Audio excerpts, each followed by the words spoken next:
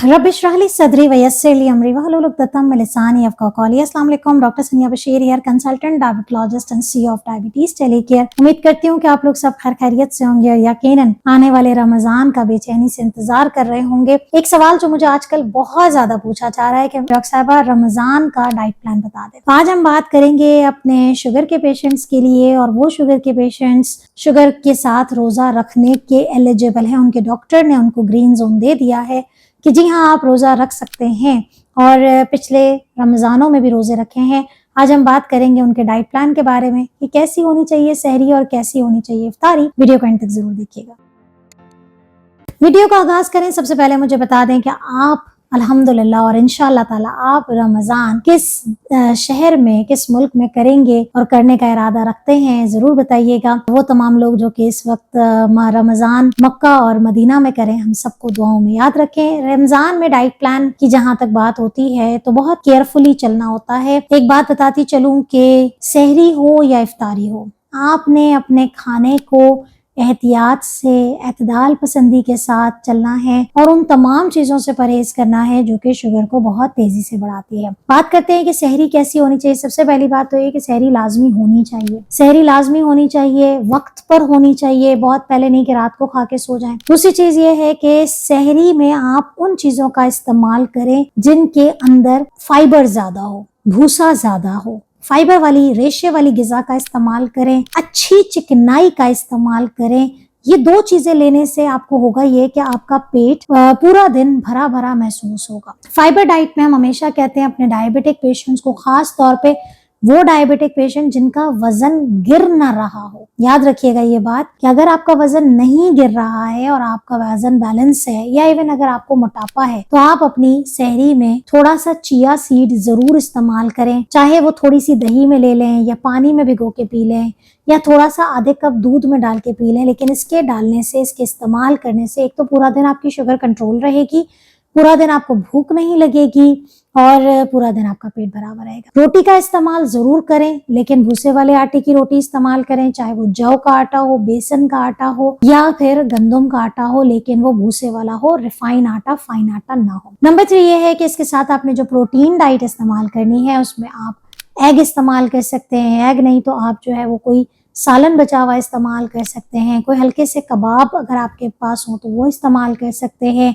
दाल का इस्तेमाल कर सकते हैं। जो चीज आप एक रोटी से खाना पसंद करते हैं आप वो इस्तेमाल कर सकते हैं। वो लोग जो कि पराठा खाना पसंद करते हैं, कोई मसला, कोई ममानियत नहीं है। अगर आप बहुत थोड़े से असली घी में या फिर आप जैतून का तेल इस्तेमाल करते हैं तो बेहतरीन होता है कि एक छोटा पराठा हो गया आपका, एक अंडा हो गया आपका, चाहे आप 2 सफेदी और 1 जर्दी लें या एक सिर्फ मुकम्मल अंडा ले लें, साथ में 1 कप चाय ले लें। और जैसे मैंने कहा कि आप सहरी से पहले थोड़ा सा आप जो है वो दही और चिया सीड का इस्तेमाल करें।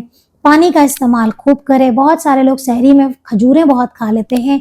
खजूर एक टाइम पे एक ही खाएंगे। अगर आप कोई फल सहरी में नहीं खा रहे हैं तो ही आप खजूर खाएंगे, अदरवाइज आप खजूर का इस्तेमाल नहीं करेंगे। इफ्तारी आपकी कैसी होनी चाहिए ये डिपेंड करता है कि अगर आपका इफ्तार 2 हिस्सों में होता है, यानी कि जब आप रोजा खोल रहे होते हैं तो आप 1 खजूर से ज्यादा नहीं खाएंगे। अगर अजवा है तो आप 2 खजूर खा सकते हैं, अदरवाइज कोशिश करें कि खजूर कम लें।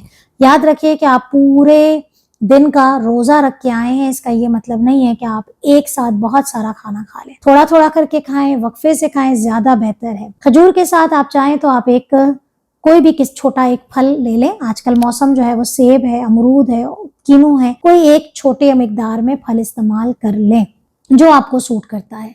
इसके साथ आप कोई प्रोटीन में, कोई चने हैं, कोई दही फुल्की है, आप वो इस्तेमाल कर सकते हैं।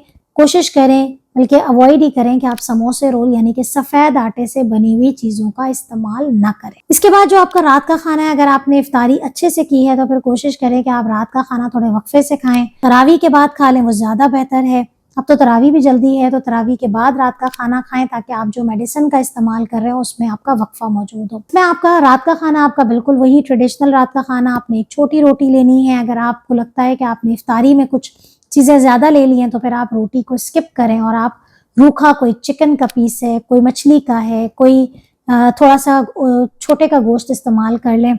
चावल इस्तेमाल बिल्कुल ना करें, आलू का इस्तेमाल ना करें, मटर का इस्तेमाल ना करें। कोशिश करें कि रमज़ान में गैस करने वाली चीज़ें इस्तेमाल ना करें, क्योंकि खाली पेट हमारा रहता है और खाली पेट में कोशिश करें कि सेहतमंद ग़िज़ाओं का इस्तेमाल करें। आलू, मटर, चावल इन चीज़ों को आप रोज़े में ना इस्तेमाल करें। आप जो है वो अगर सब्ज़ी खाते हैं तो आप अच्छा सा सैलेड बना लें, साथ में थोड़ी सी दही ले लें, थोड़ा सा मटन या चिकन या कोई भी चीज़ है। अगर आप दाल वगैरह इस्तेमाल करते हैं तो आप दाल भी इस्तेमाल कर सकते हैं, दाल सब्जी भी इस्तेमाल कर सकते हैं। रोज़े में इफ्तारी के बाद कोशिश करें कि बहुत ज़्यादा चाय की मिकदार इस्तेमाल ना करें, क्योंकि इफ्तार और सहरी में कोई बहुत ज़्यादा वक्फ़ा नहीं होता है। तो अगर आप बहुत ज़्यादा कॉफ़ी पीने के आदी हैं तो पेशाब बहुत ज़्यादा आएगी और इसके साथ आपकी जिस्म में पानी की कमी हो जाएगी। तो आप इफ्तार से सहरी तक पानी का इस्तेमाल खूब पिएँ। वो लोग जो है कि इफ्तार में शुगर फ्री शरबत लेते हैं, खुदा के वास्ते वो नहीं लें, क्योंकि उसके अंदर आर्टिफिशियल स्वीटनर मौजूद है। कुछ ऐसे ड्रिंक्स आ गए हैं जिनमें स्टीविया मौजूद होता है, लेकिन कोशिश करें कि आर्टिफिशियल चीज़ों को ना इस्तेमाल करें। अगर आप इस्तेमाल करना चाहते हैं कोई मशरूब तो इंशाल्लाह इफ्तार में क्या मशरूब इस्तेमाल हो सकते हैं, इस पर हमने एक डिटेल में वीडियो आनी है, उसको आप ज़रूर देखिएगा।